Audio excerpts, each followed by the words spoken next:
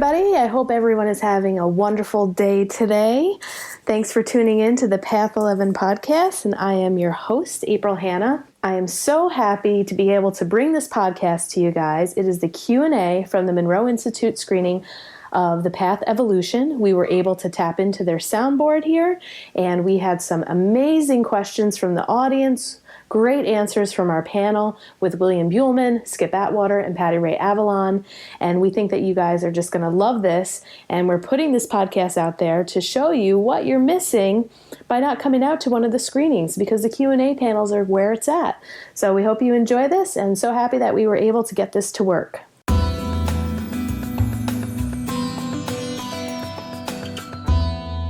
I thought the film was marvelous. I loved the images, and of course, all the talk about consciousness. Skip, is it on now? Yeah. Skip, I had a question for you, and maybe Bill too, because you talked about our mobile devices, and I was wondering, you were talking about that as being part of the transition of consciousness, and I've often thought that too. And I was wondering what signs you see in our culture of telepathy, because I kind of feel that the next wave is telepathy, that we're going to be communicating with one another, obviously, telepathically, and maybe, science is going to come out and validate that. Do you have any? Well, I agree. I think there's a process undergoing where we're evolving into other skill sets, such as telepathy. I think people call it the sixth sense or whatever you may call it, but definitely we're moving in that direction where people are more empathetic and understanding and feeling of energies all around them. So I think, yes, it's that's where we're moving in a physical world. Right. It's always been there. I mean, we talk about it, and deja vu and all of these things. We understand it, but I haven't really seen any signs in our culture. Have you? Is there any kind of I think the people that are... Imagine, I had 24 people in my class. Yeah. It starts in 20 minutes, by the way. 20 minutes. They're lucky people. And think about this. 50 years ago, you wouldn't even have seen this kind of class. That's just not only my class, but all the classes that are at the Monroe Institute. Right. This would not even have existed. Imagine 200 years ago would have been burned at the stake. I mean, there is an evolution occurring, and we are an example of that by the very things that we're teaching and what we're learning. Yeah, good answer. And on to the... I agree, that was a good answer. During the movie, I was thinking a lot about the evolution of technology and thinking about how human beings in the beginning, when we just told stories and we didn't have a written language, and then when written language came in, we gave something up as storytellers and our memories weren't quite as great, but we gained something with the new ability to write and record. And then when recording things through telephones and records and things came out, we lost something in writing, but we gained something else in abilities to communicate in broader ways. And it seems like with every new technology, we might be losing a little something, but we don't lose it completely.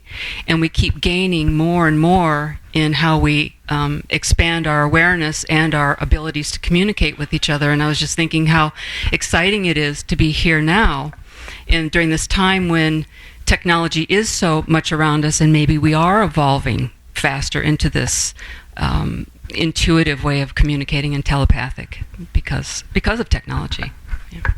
I agree, that was a good answer. I'll just address this to the group. You talked about the evolution of love and loving other people. This is the opposite of fear, thinking of yourself.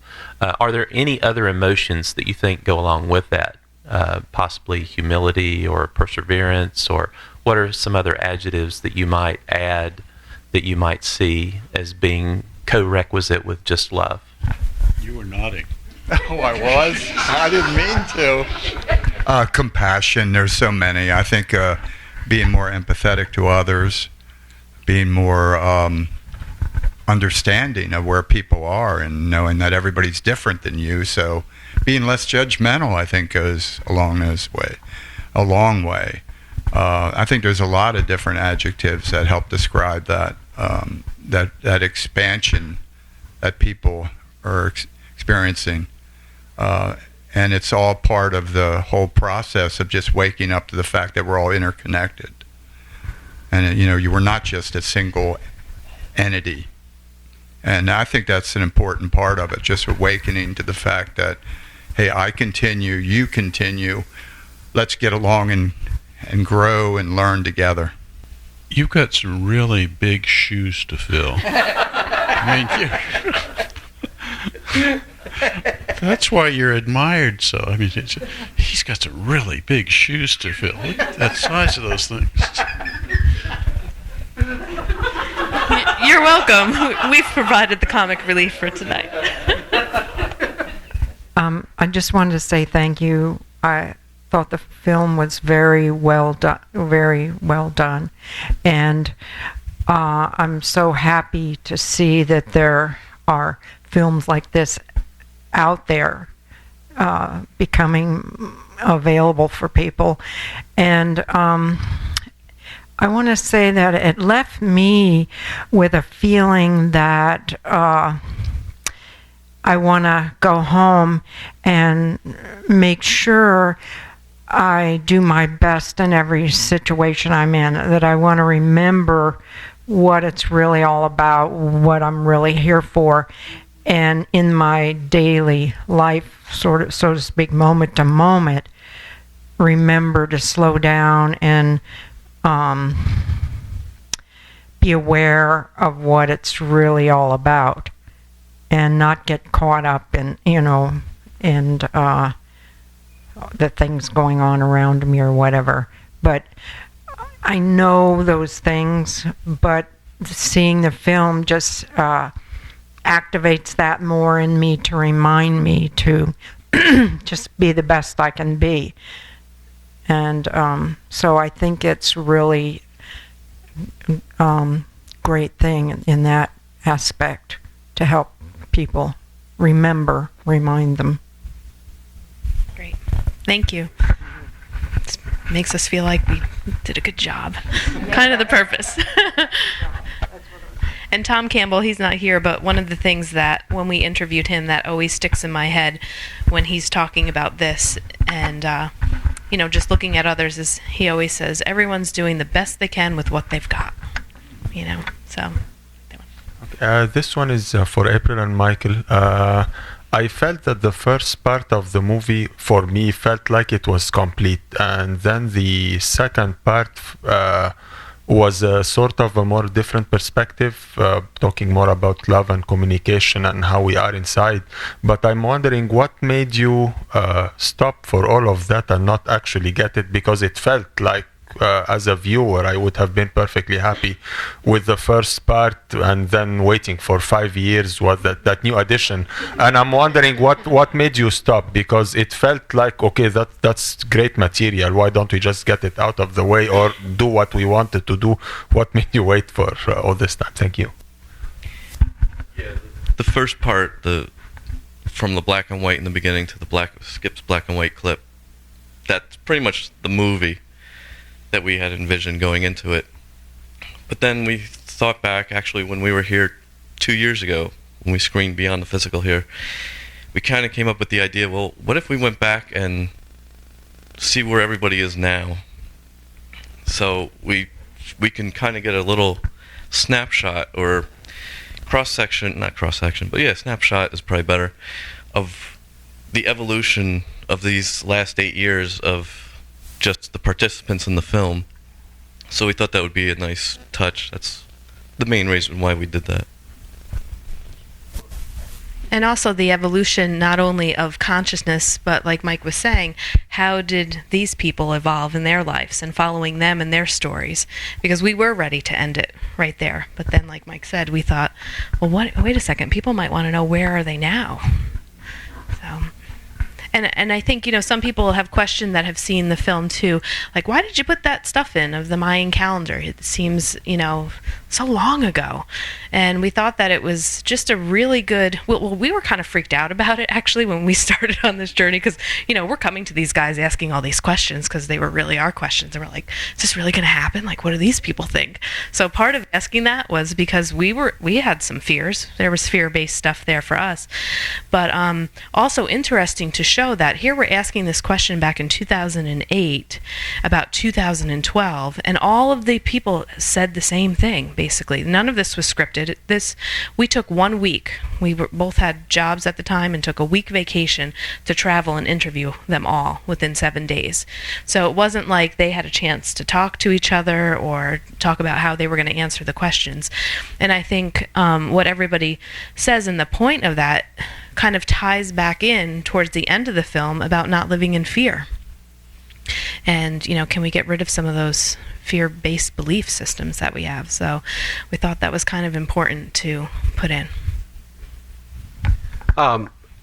First of all, thank you so very much. It touched me deeply.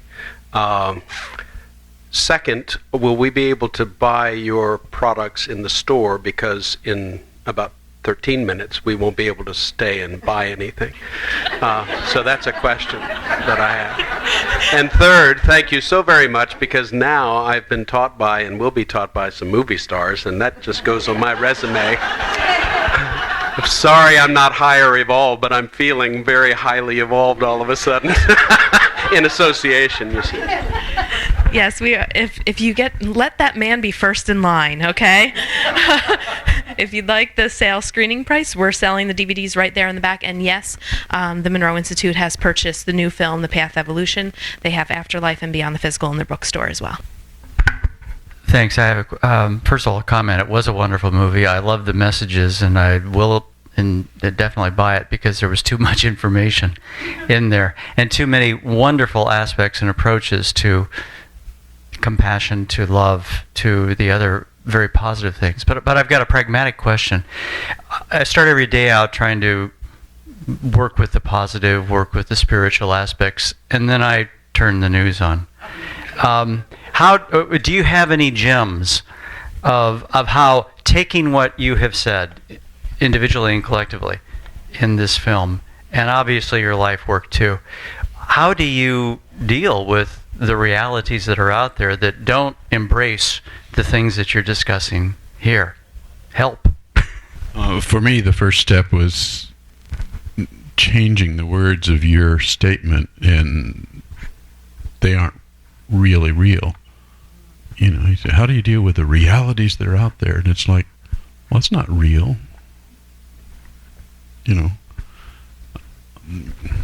In simpler language, this is all a big play, and we're on the stage, and we're all actors playing our roles in a big giant orchestration. So when some bozo comes on and does something, say, God, he was really good. When they cast him as being bozo, he did a great job. I was going to say the exact same thing. I look at it as a play, an unfolding play. I don't take any of it seriously, at the best of my ability. And in my new book, I write a technique about just being transparent. Just play a game with yourself where you're just transparent and let it go through you, and don't get attached to any of it. It's like mud being, and you're right. It's like every time you turn on the TV, mud is being thrown at us, and we have to just let it just go through us and create that practice. Otherwise, it just drives you nuts if you actually took it seriously, all this stuff. Yeah.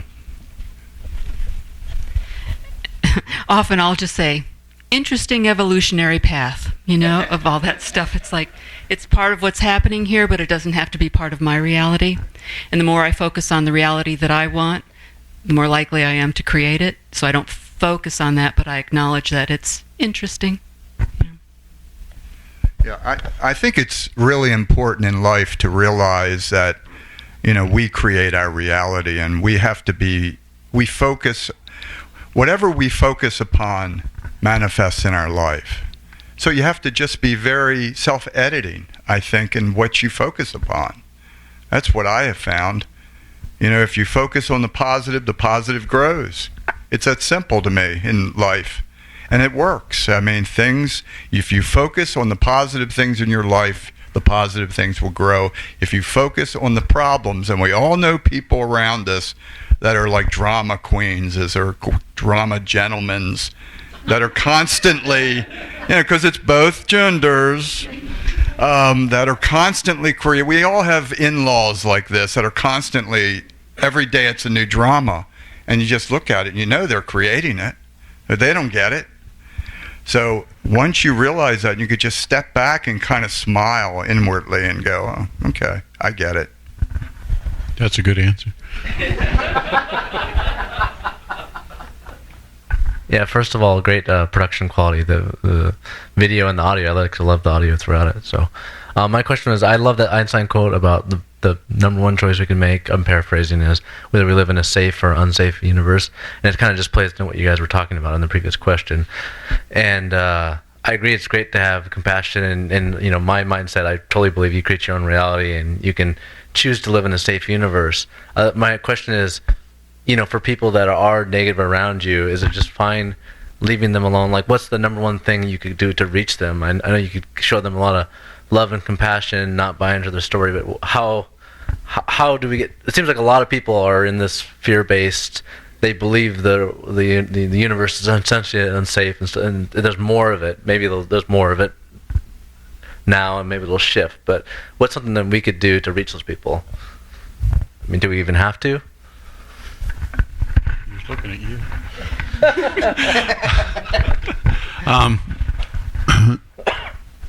Be kind to them. Just be kind to them.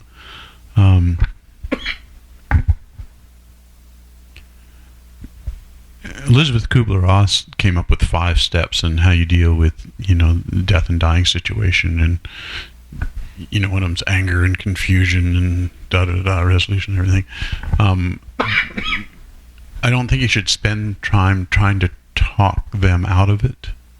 So when they say, oh my goodness, they're coming, oh my goodness, they're going to take over the world, oh, should I go shopping today, or are they going to attack Walmart, oh no, it's like, rather than trying to reason with them or talk them out of it, or you might say, it sounds like you're really worried about this, and you're being kind to them. They just wanted to share themselves with you.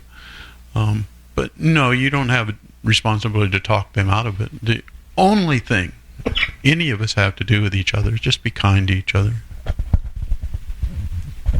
I think just be an example. Just be a good example. Don't get caught up in other people's drama. It's their drama. It's their deal. I go out of my way not to get sucked into other people's drama. And by other people, I mean the world. The world is nothing but drama, because that's how we learn, through drama. And it's our choice whether we want to be drawn into that or not, or just observe it and just go, yeah, I can see what's happening. I'm learning from it. I think that's the best approach. And as Skip said, of course, be compassionate and kind. But don't get involved in it.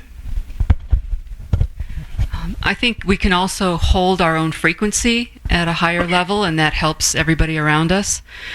Just holding a state of being calm and centered and loving actually has a field effect, and it affects everybody in this room. It's even like the guru effect. When people go to see their gurus, and that person is sitting there 30, 40 feet away, their vibrations are affecting the entire room. And so one way to approach it maybe is just to be the love that you are and watch how people change. How's our time? We are 1 minute over 9 o'clock. Okay. So is there one last question? Can I buy the movie now? Yes. I'll get on that. Okay, thank you.